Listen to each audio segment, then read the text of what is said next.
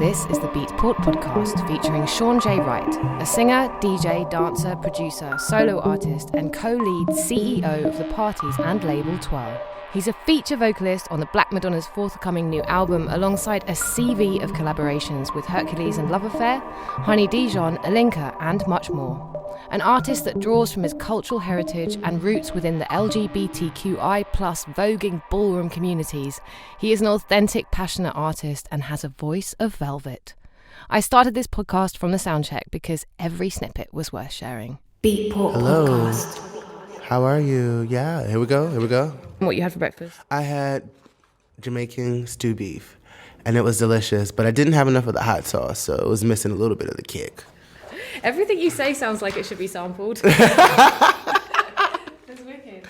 It's a knack. It's really good. You all are having summer in Chicago. It's like 20 degrees, and I'm like, what the hell is this? Shaun J. Wright, welcome Hi. to the very sweaty, sauna-like Beatport headquarters. I love it. I feel like I have new skin now. We both do. Whereabouts are you based right now? You were in Berlin, right? I was between Detroit and Berlin. I was in Detroit mainly for like the last 3 years, and I moved back to Chicago about 3 months ago. And I'm kind of based everywhere, but Chicago's home now. So yeah, that's where you're from originally. I'm originally from like a suburb right outside of Chicago called Maywood, Illinois, and it's in the same county, but I just say, Chicago for shorthand.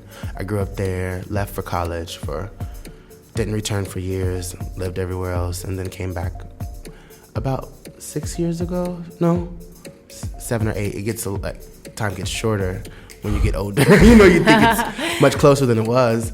And then now I've just moved back, this year. What pulled you back from Detroit to Chicago? I think learning so much in Detroit from that angle about dance music history and just being absorbed in the city in such a specific way, and having amazing talks with artists and their process who are based in Detroit and also from Detroit. I thought it was important to go back to Chicago and try to make a different foundation to tell the story that in ways belongs to me.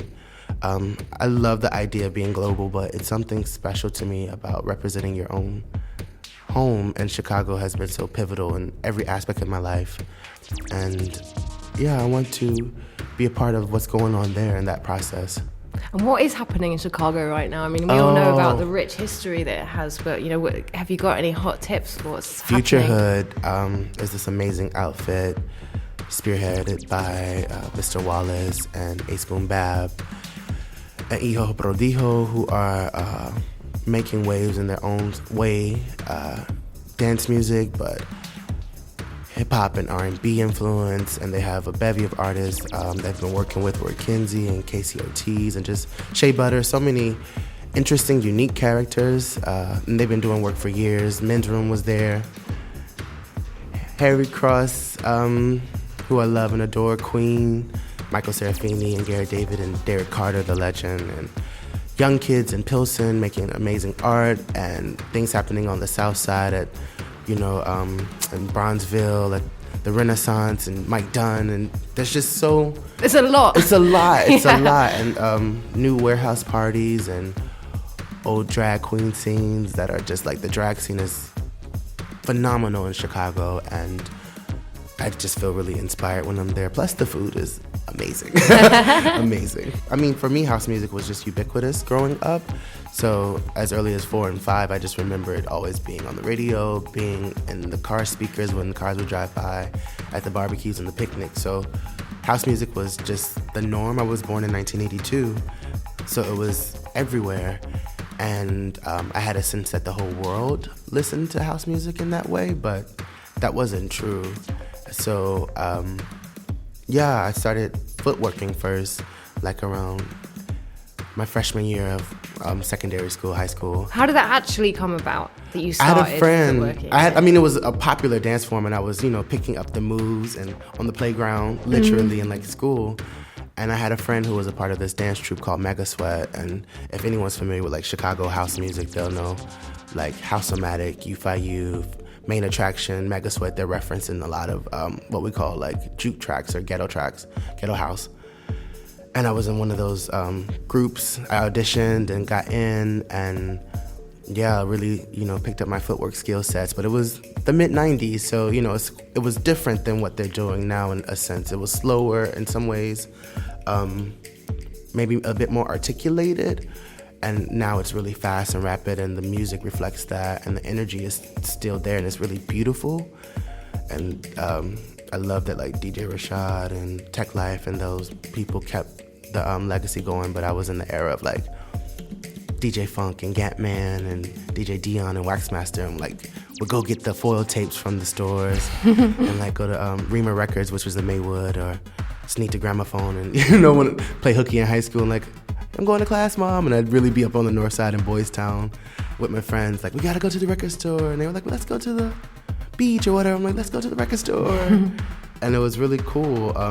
We could battle other dance troupes across the city.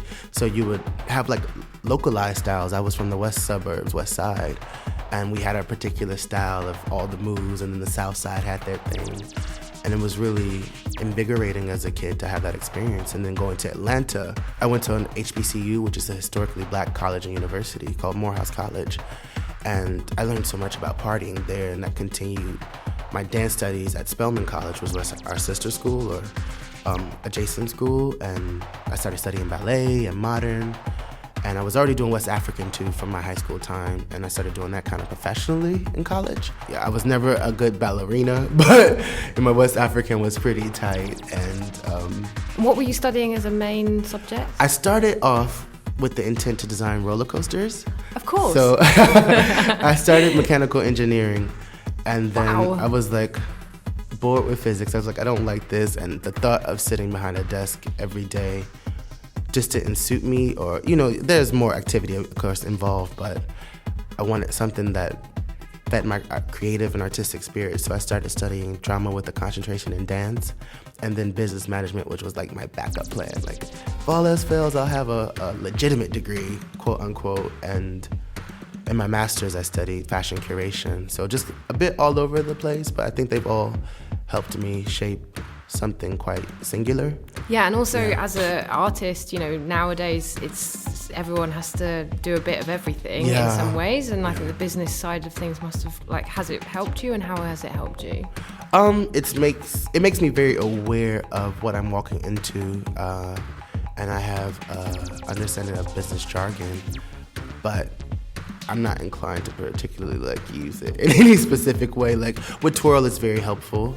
And it's helpful, going over contracts. And Twirl is your record label, which you're on with Alinka, yes, just with in Alinka, case anyone my listening. dear friend Alinka, who's now based in Berlin. Who's also been on the podcast. Yeah. She was great. Yeah, she's just an amazing soul. Yeah, so she was lovely. Talented, just talent out the wazoo. Yeah, it helps us to formulate our ideas and, think about macroscopic practice and how we want to build the label. So in that way, it suits. I think for me, fashion curation and dance have actually been more pivotal because it's given me the ability to critically think about art in a way that's not just personal, but how does it work sociologically? How does it work contextually within the cultural reference points that I have particularly, and then making it appeal to a broader audience who may or may not be or have the insight on what I know, and also how to learn and adapt to what they know. So it makes you really quick when you're thinking. That is what art should be, with these many layers and these many textures. I mean, sometimes it's quite great to write a record that everyone just goes crazy to, and it's just for fun, but for longevity. Yeah, it has to be personal in a way, or authentic at least. And so with Twirl, which is why we created it, because a lot of people weren't really getting what we were doing at that time, and I think there's been an interest more recently in what we're doing. For a while there was just no vocals on, house tracks or dance music in general, and there was an absence of a voice unless it was very familiar. And we were like, no, we want things that mean something, and Alinka might have a story, and I could write from that, and we could, it doesn't have to be a 17-piece orchestra, but it can be accessible, and there's a human element to it. Singing was not my first passion, but it was a medium that I could use, and grow within the industry and have a lot of exposure. So yeah, I think that's, for me, the goal is just to be truthful. How long have you been singing? I didn't start singing until I joined Hercules and Love Affair. Really? Yeah, I would not sing. My mom was this amazing, beautiful singer, and I just always felt really self-conscious about my voice. So dance was my outlet and a way to express myself. And, you know, with the voguing, which I was in the ballroom scene in Atlanta, there's new references to it, like Pose. Madonna made a Vogue, which, you know, was drawing from it. Paris is Burning. There's a lot of cultural references now. Which is an amazing documentary for anyone. Yeah, check out Paris is Burning. And I was in the Atlanta scene, but, you know, traveled back to Chicago to participate. I never walked in New York, actually. I walked in Berlin a few years ago, and I won't do that anymore. That is a young person's sport, you know?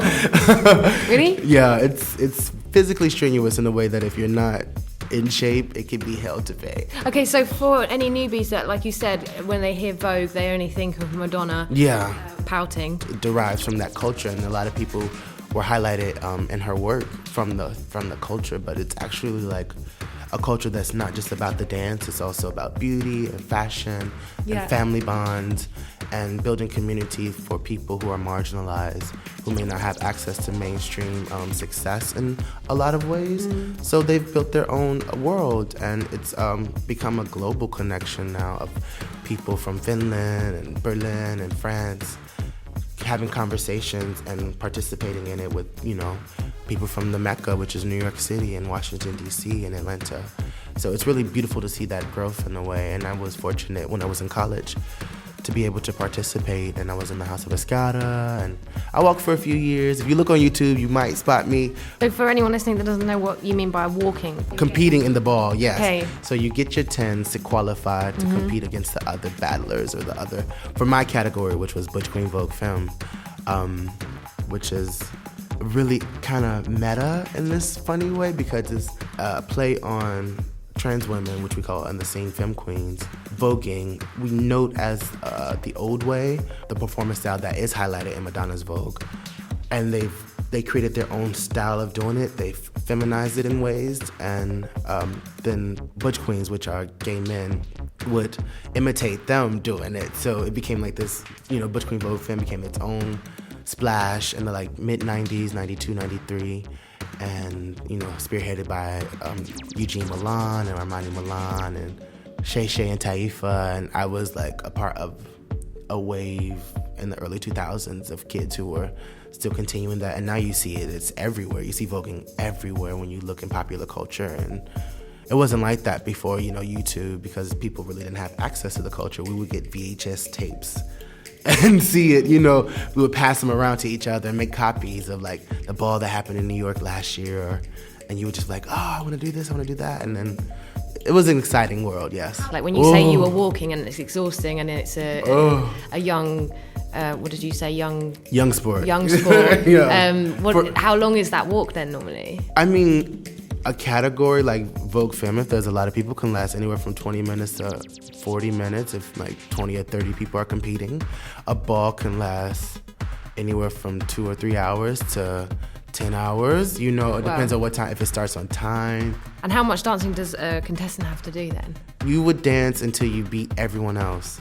Okay, so that's why it's so tiring. Yeah. You just have to keep getting back up. You have to keep going. Right. You have to qualify. So you have to put on a stunning performance in like 30 seconds to a minute that enraptures the judges. And if they chop you, you can't compete. But if you get all 10s, you can compete. So it's How were your scores? I never got chopped.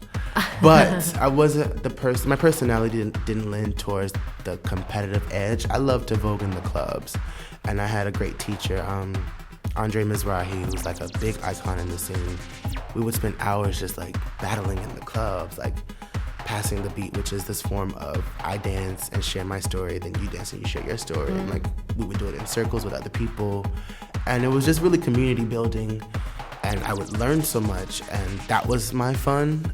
Walking balls was treacherous because you had to be before people and be judged, but not in a way like, you know, when I DJ, I have 2 hours to 4 hours to tell you my story. Yeah. I have 30 seconds and I better get it right, you know? Yeah. Or it's an instant chop, so. And that was where throwing shade, that saying, comes from, right? Yeah, it's a part of, the ballroom lexicon, Black queer vernaculars, shade and tea and all, like, those are, definitely instrumental words in our language, yeah. So you can have a whole conversation with someone in ballroom and like, it can completely be alien. You know, we're using English language, but it's completely alien to someone who's not in that world listening. Yeah. When you're writing lyrics, do you feel like that's fed through? No, not so much. I tend to write lyrics, for me anyway, that are really approachable. Yeah, I didn't hear any of that. I just wondered if you had any secret records that you'd written about it. It doesn't. I'm not inspired to do so. I think there are people who do that better. Kevin Jay-Z, or Renika Jay-Z, Prodigy, and, you know, Mike Q and Queen Beat. They have a bevy of commentators and people who are involved in the scene now. Precious, Ebony, they do that much better than I ever could, and I never really had a knack for that. I'm more concerned with, like, not in a hokey or a cliche way, but just like saying things that I think are important. And I think those things are important, but they just don't naturally occur to me when I'm writing lyrics now. I'm much more concerned with, like, love and what that can look like in its, you know, myriad of ways. Love, love, love, love, love, love, love, love, love, love, love, love, love, love, love, love, wanting love, yearning love, praying love, searching love, love, love, love, love, wanting love, yearning love, praying love, searching love, love, love,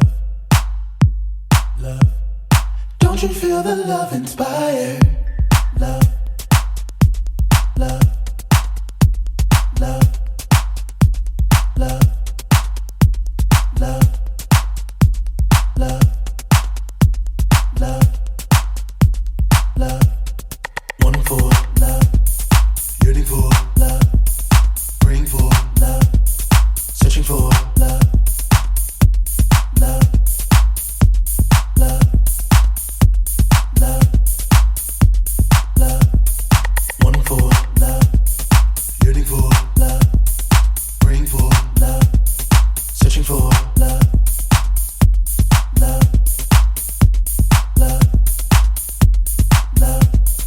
Don't you feel the love divine?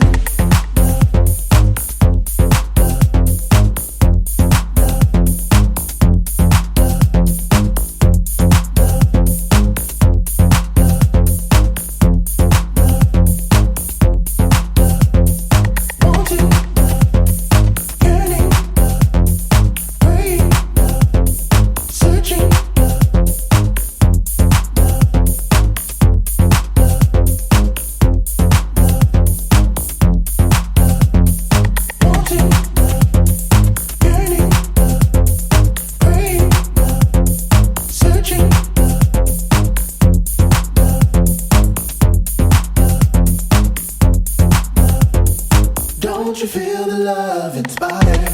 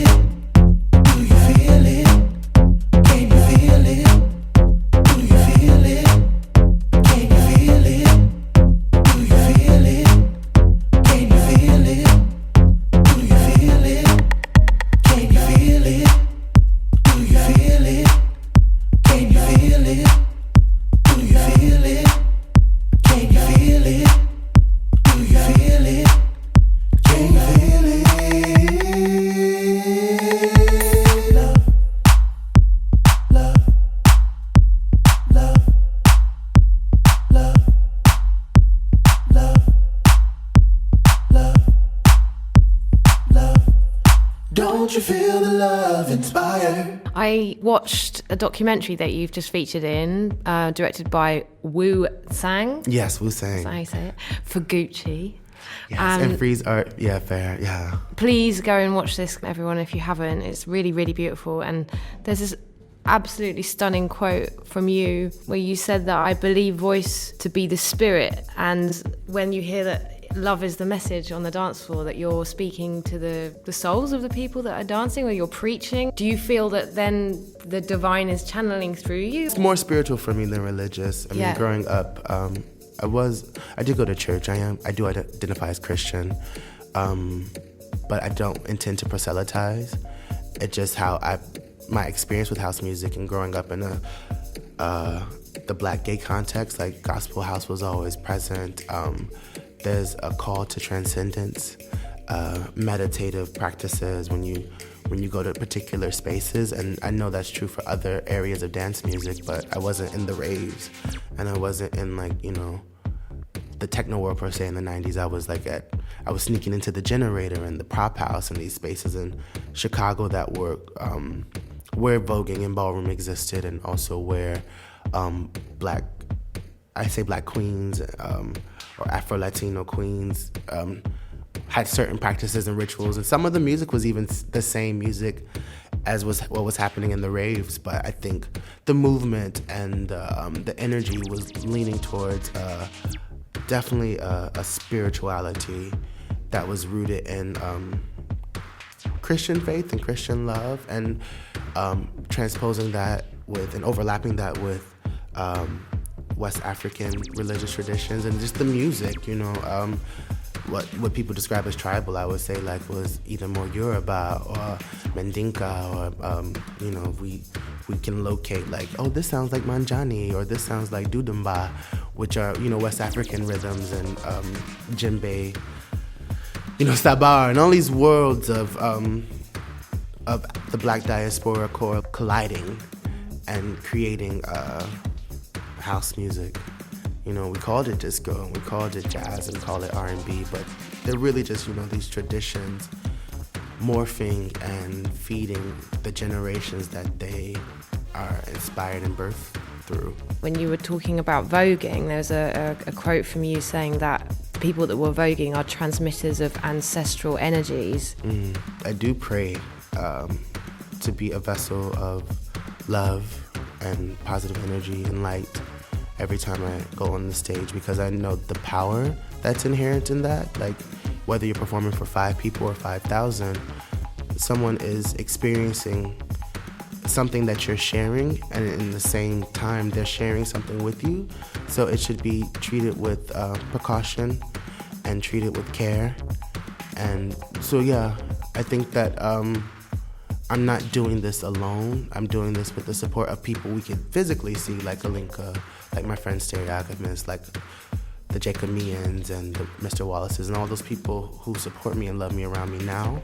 But there were people who look like me or who have had life experiences similar to mine that I'm standing on their shoulders, like the Harlem Renaissance folks, or ancestors who couldn't speak for themselves, slaves and kings and queens, and grandmothers and nurses and aunts who I never will know personally, but they planted the seed so that I could be here right now. So it's important to me that house music is so important to me, because it was the only vision of my life that I had as a child. I was like, this music means something, and I feel like to visit the divine is to take it outside of myself and my ego, and to place it in the hands of God. Some people may say that's the universe, and that allows me to push forward and hopefully set the same ground for someone else. To get into that headspace, you just headlined Whole Festival last weekend. Yeah, oh my gosh, that was amazing. Before that set, to get yourself into the right headspace and to access all those things you just mentioned, what's your process? Do you have a process? Do you meditate?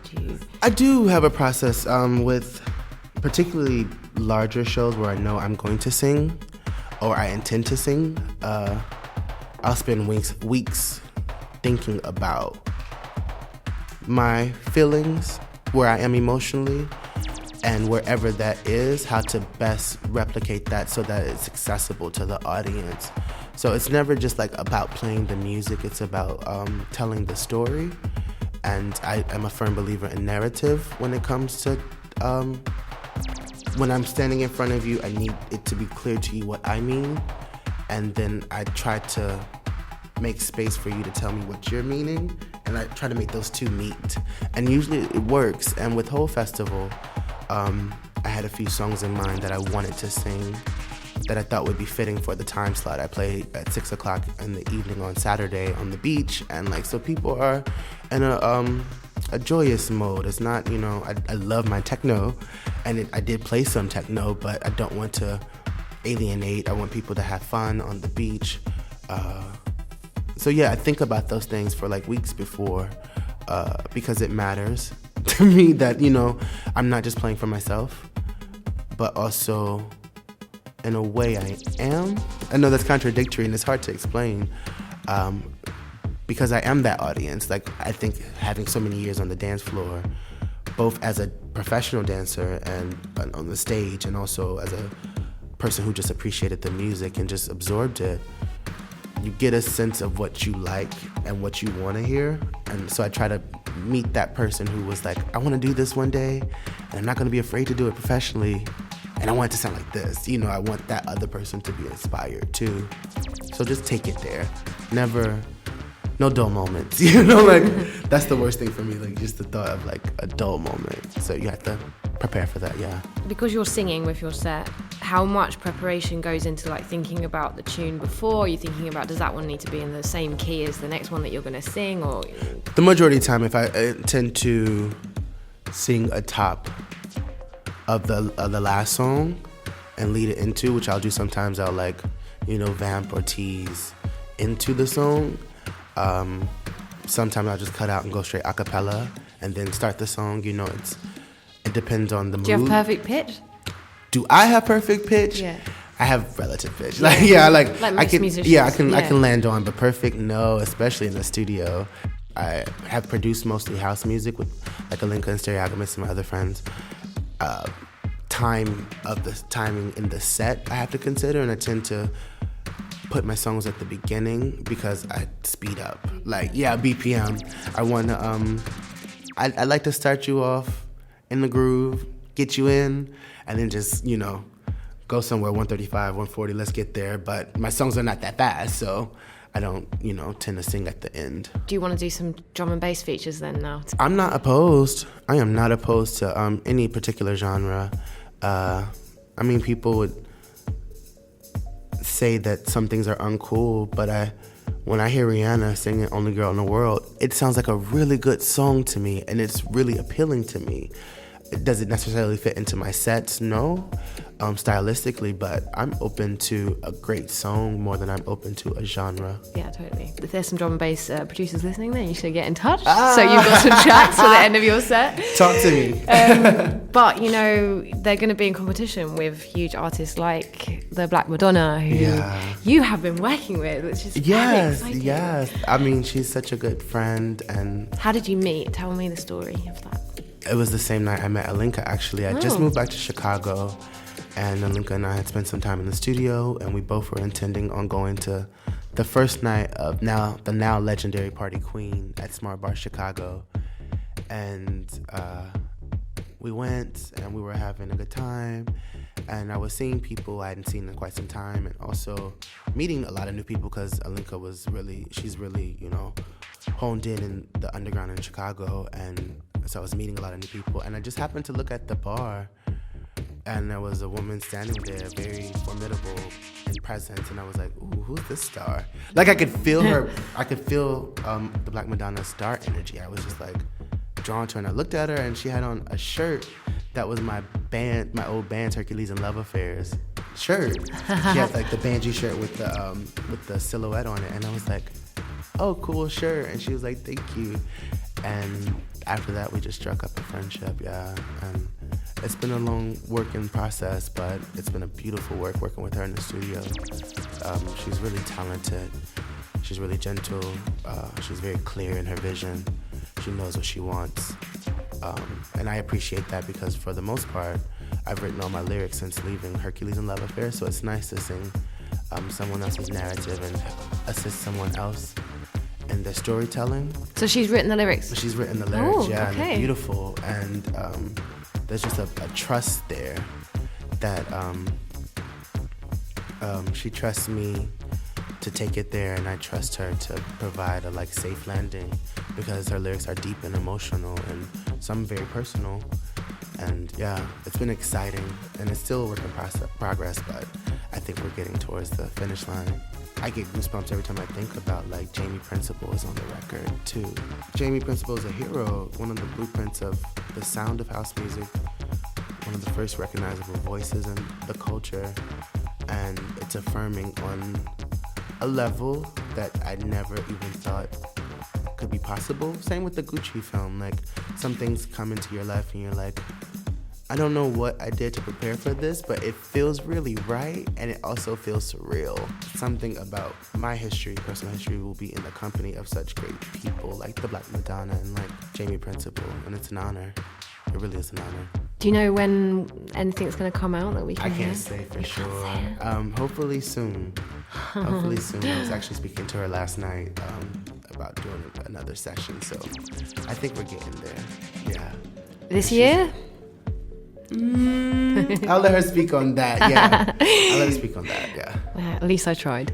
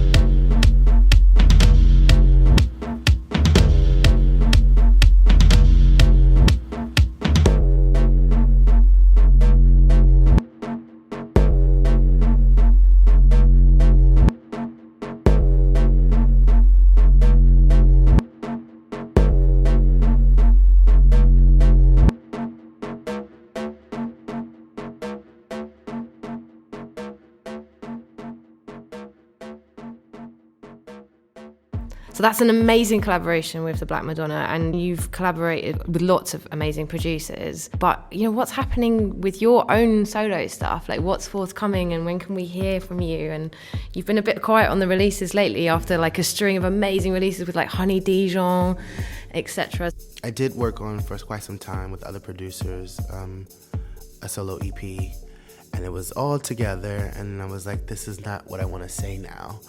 And so I've been working on music myself. I'm still working heavily on music with Alinka and other people, but I knew that I needed some time to really shape my ideas and my vision about how I wanted my solo material to sound, and it's coming out pretty quirky techno-y, which might be surprising to some people, but I love techno, and I love electro and all the sounds, really. So I've been focusing on that, and that's partially why I'm back in Chicago, to absorb my history and to revisit it and have a different mood and space and that familiarity. I want to bring forth the things that I know about Chicago. I won't say that I can represent Chicago.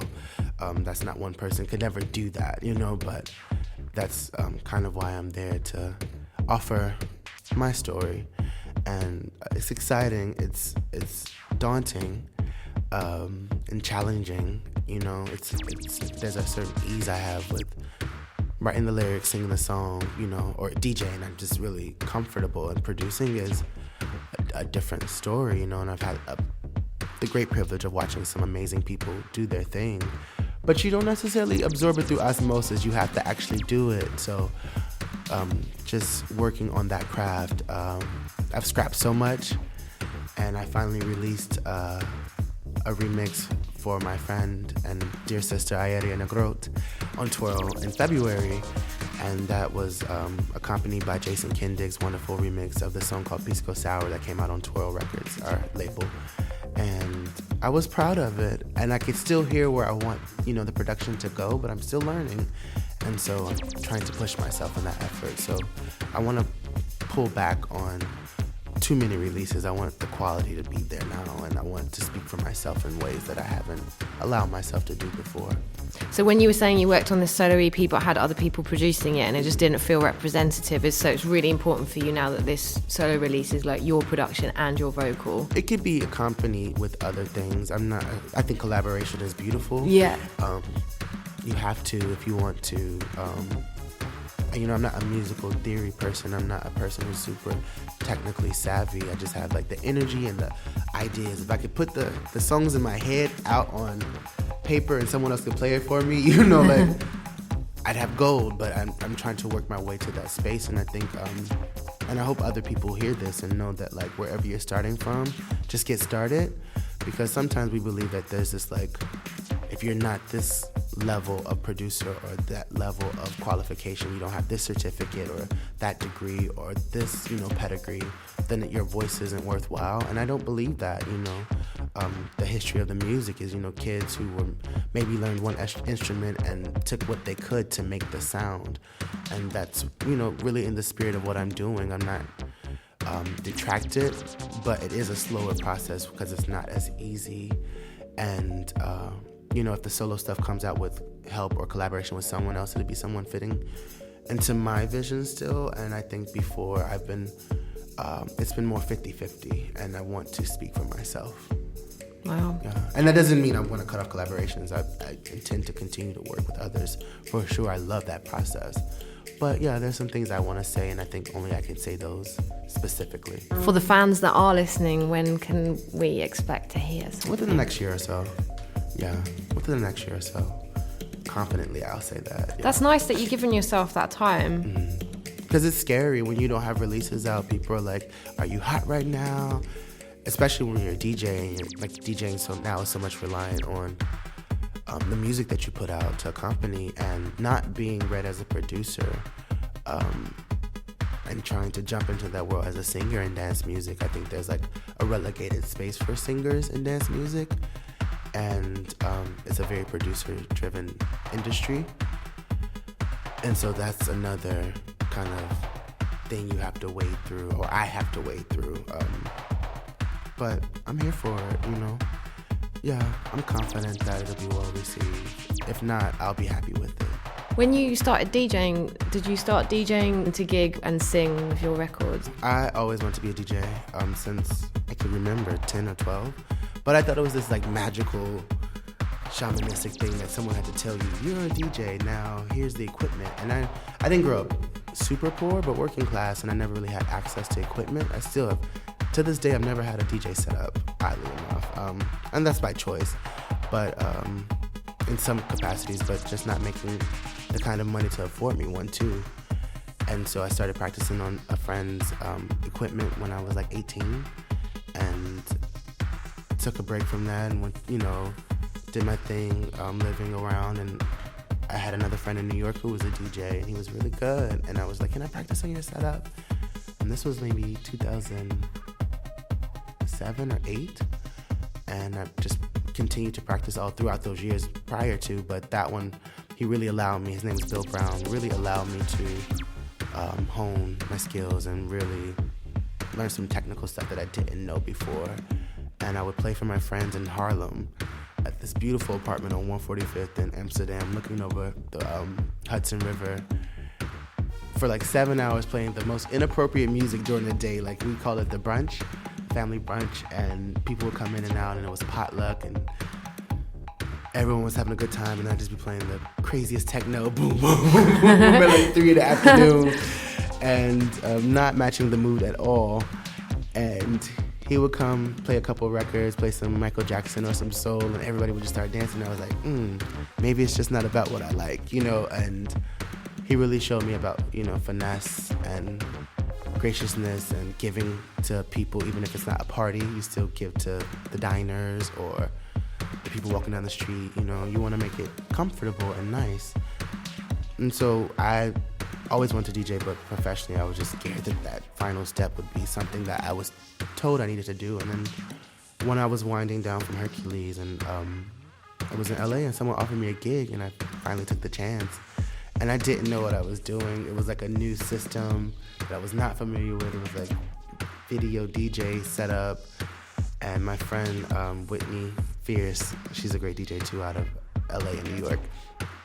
She was playing the before me, and she was like, I was like, Whitney, I don't know what to do. This is crazy. I don't know what the setup is. And she was like, I'm gonna do a couple songs with you, and then I'm gonna leave you alone. And she helped me like get the first couple locked in.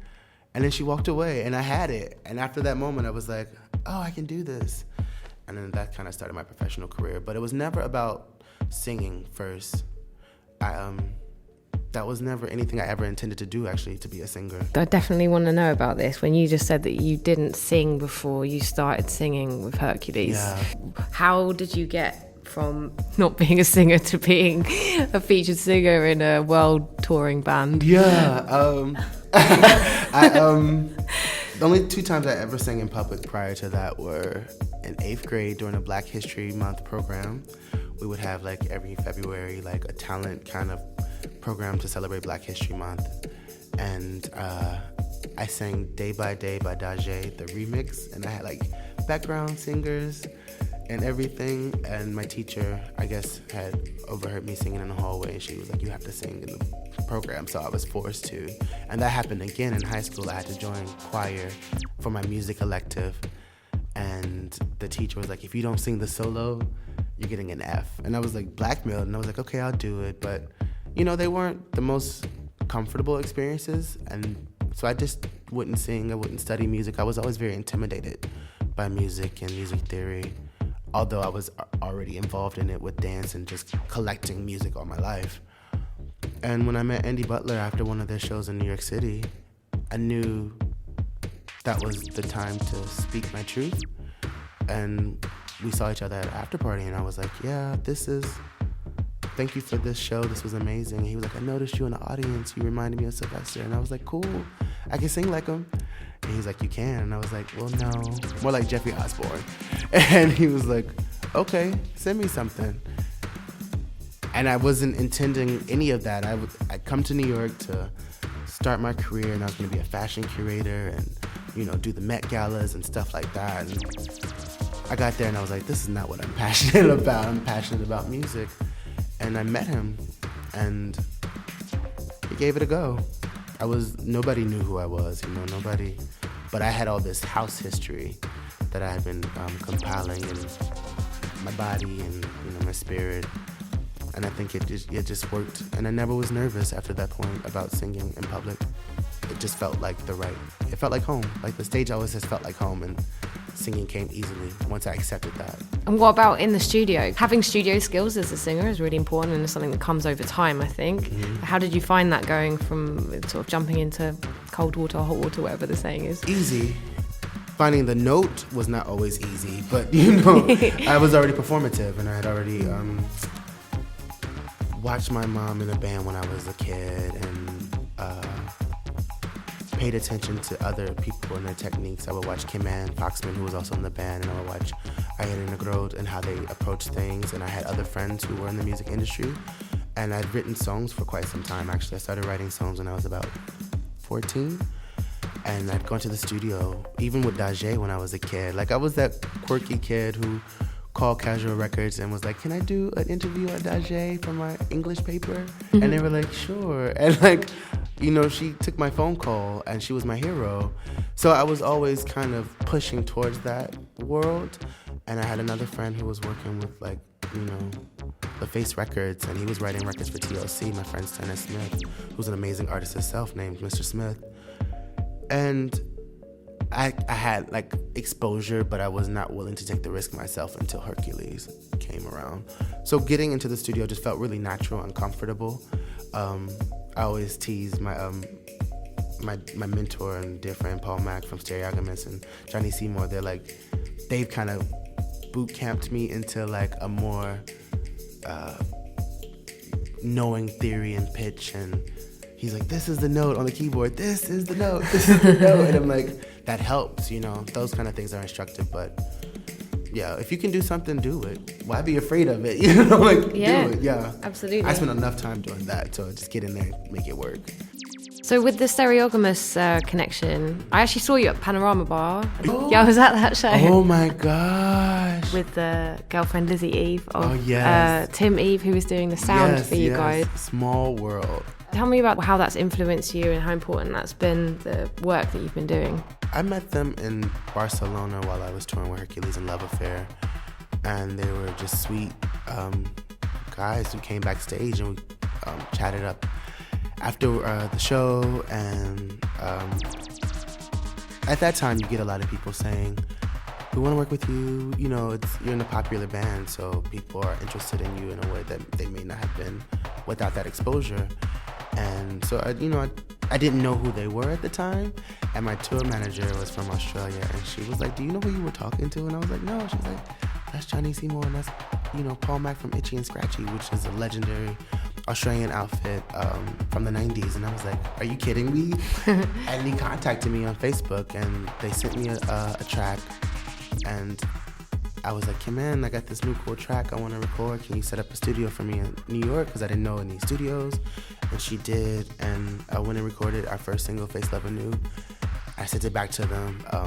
I didn't even, double track, but I didn't even send them separate tracks. So, they just got this one bounce of my one vocal, and they worked magic with it. And we built our relationship from there, and I started going to Australia, spending time with them and working in the studio with them. And similarly with my relationship with Alinka, they're just so formative in my understanding of music. Her and I have made music together so long now that we have a rhythm, but I feel like I've learned so much about DJing, the art of DJing from her, because she's so technically sound and also creative. Which is, to me, oftentimes a rare combination. I see a lot of people are very, thoughtful about the selections. It doesn't always match, and she's really strong at both. And they are stellar DJs too, and stellar in their music making. But I've taken away so many skills, just learning easy ways for tracking background vocals. Things that may take time. They've just taught me, how to do it rapidly and efficiently. And yeah, that's the kind of thing, that's what I was saying with what takes time to learn, that we haven't covered, that you'd like to tell the good people of Beatport about.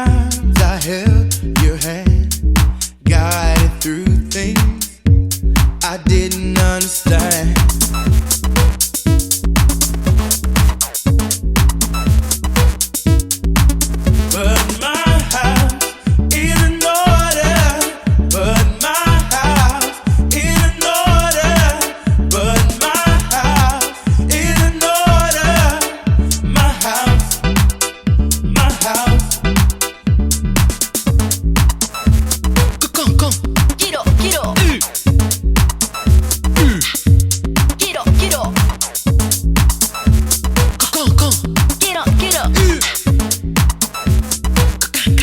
Get up, get up. As I walk through the sense of dark, the touch of your hands was the spark. Oh, the spark.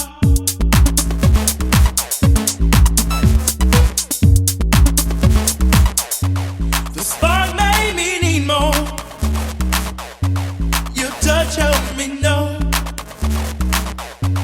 The spark made me need more. Your touch helped me know. But my house is in order.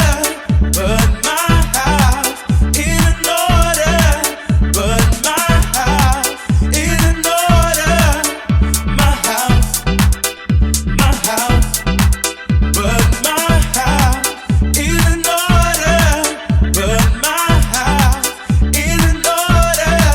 But my house is in order.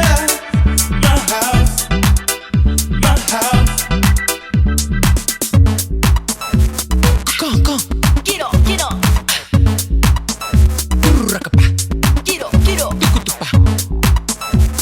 Come, come. Get up, get up.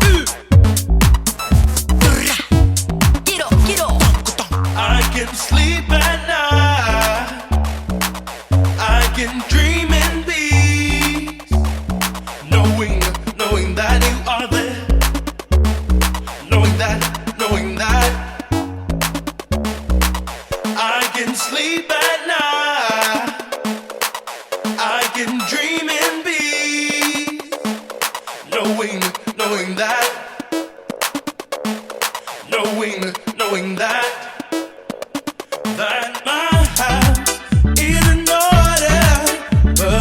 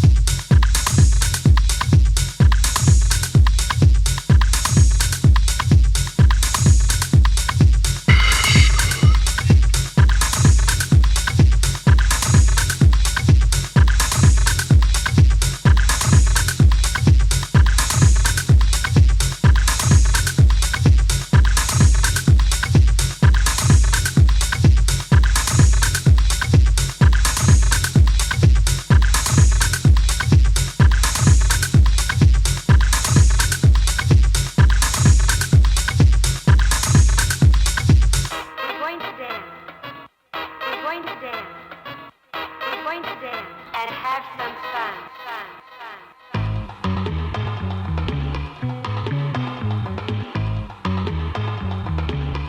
Dig.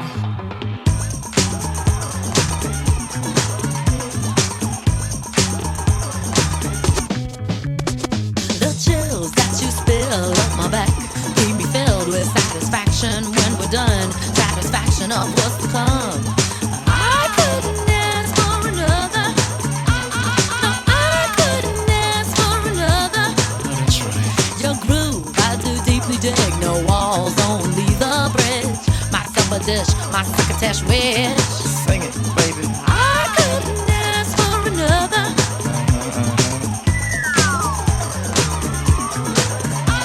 No, I couldn't ask for another.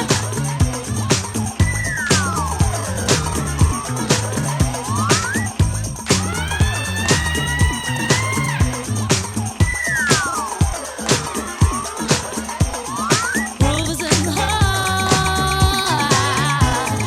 Groove is in the heart. Groove is in the heart. That's for mama. Groove is in the heart.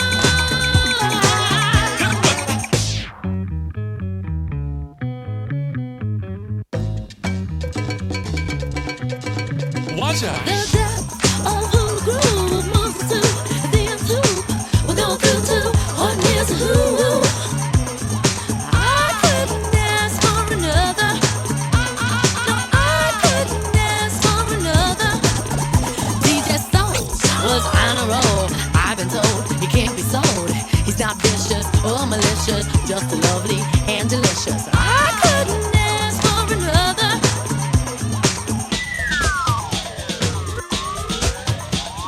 Something lurks in this torso. Heart got a deal you wanna know. Delightful, truly delightful. Life making it, doing it, especially at a show. Feeling kinda high like a Hendrix haze. Music makes motion moves like a maze. All inside of me, heart especially. Hilt of the rhythm, where I wanna be. Come on, flowing, glowing with electric eyes. You dip to the dive, baby, you'll realize. Baby, you'll see the funk inside of me. Baby, you'll see that rhythm is a key. Get with it, can't think, quit it. Stomp on the street when I hear funk blue. Playing pop pipe, follow her to shoot. Baby, just sing about the groove. Sing it. Groove is in the heart. Groove is in the heart. Groove is in the heart. Groove is in the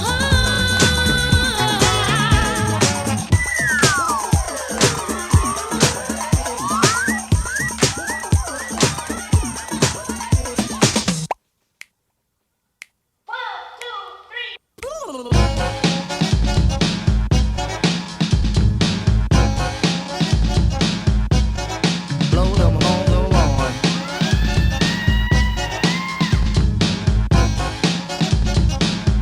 Groove is in the heart. Groove is in the heart. Groove is in the heart. Groove is in the heart. Groove is in the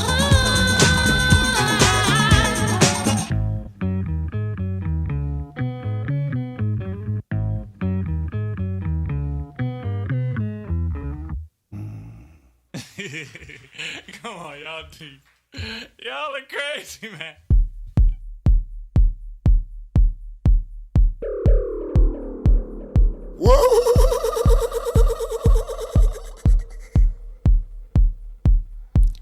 No one want to get up and work for their bread. Why? Cannot get up every day and depend on the scene, man.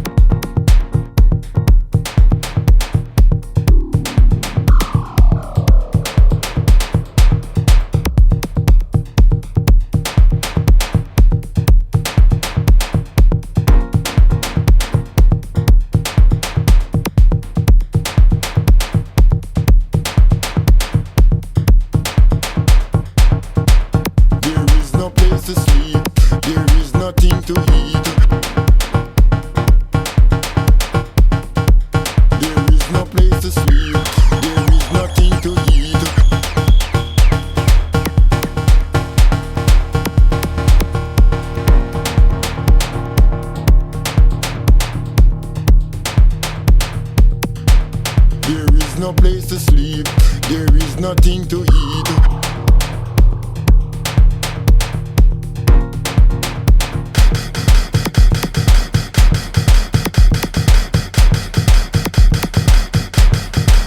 There is no place to sleep.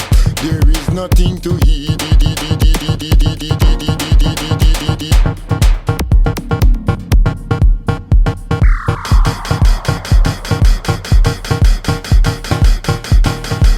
There is no place to sleep. There is nothing to eat.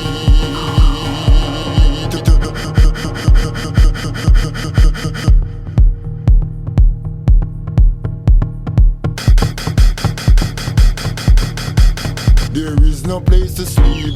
There is nothing to eat.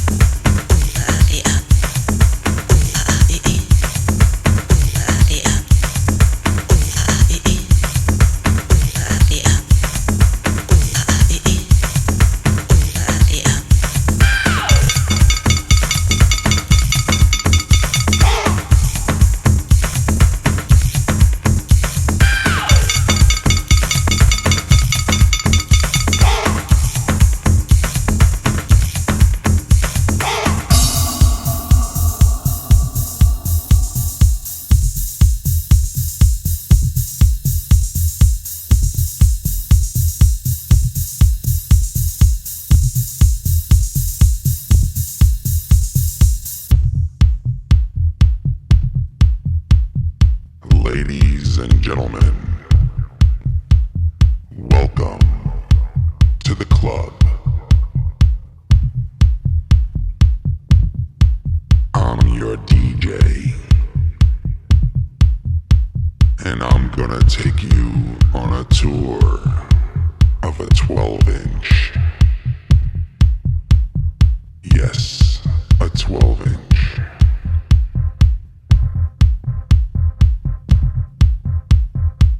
We're gonna start here with the kick and the bass. You like the bass? It's filtered.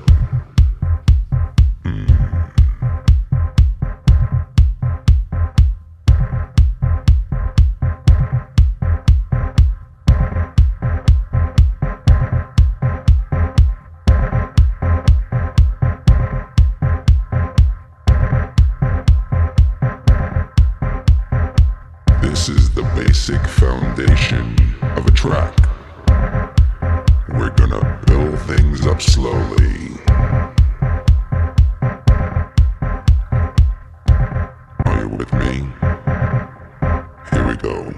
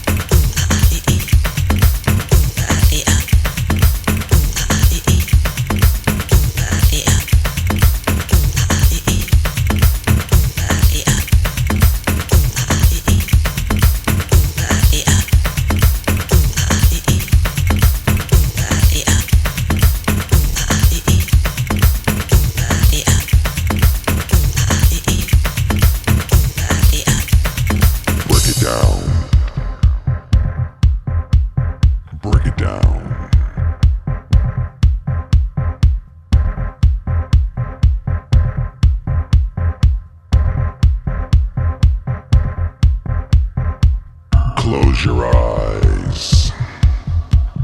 Use your mind. Get ready to explode.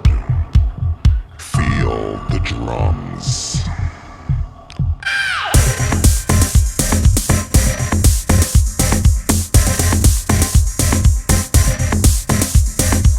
Now I want you to throw your hands in the air. Throw your hands up in the air. Lose control.